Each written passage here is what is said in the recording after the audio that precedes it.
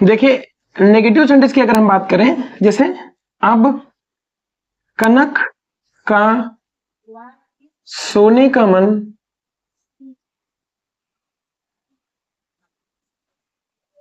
नहीं कर रहा है, ठीक है।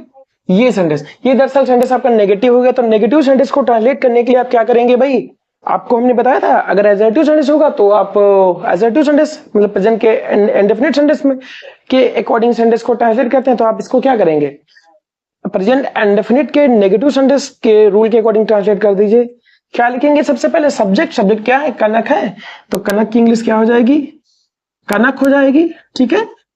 अब चूंकि सेंटेंस नेगेटिव है तो आपको पता होना चाहिए कि प्रेजेंट इंडेफिनिट सेंटेंस में हम नेगेटिव सेंटेंस को बनाने के लिए हम क्या करते हैं, डू नॉट या does not according to subject. Subject अगर आपका सिंगुलर है, सिंगुलर का मतलब ही हो, सी हो, इट हो, या अगर कोई आपका सिंगुलर सब्जेक्ट होता है तो हम क्या लगाते हैं, डज नॉट लगाते हैं।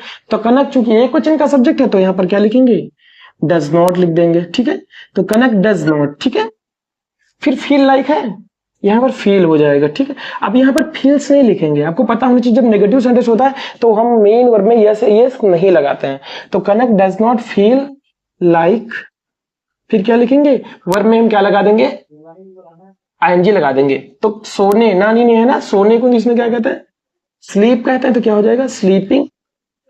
अदर ऑर्डर में कुछ बचा, अब आपकी इंग्लिश क्या होती, नाउ, ठीक है। इस नाउ को आप सबसे पहले भी लिख सकते हैं, लेकिन सबसे पहले लिखेंगे तो नाउ के बाद हम कॉमा लगा देंगे, याद रखिएगा, ठीक है ना। जब भी सेंटेंस में सब्जेक्ट स्टार्टिंग में लिखते हैं तब हम कॉमा नहीं लगाते, अगर सब्जेक्ट के अलावा कुछ भी लिखते हैं तो हम उस वर्ड के बाद में कॉमा लगा देते हैं, ठीक है। तो Kanak does not feel like sleeping now. फिर सेंटेंस दूसरा देखते हैं, अंशु का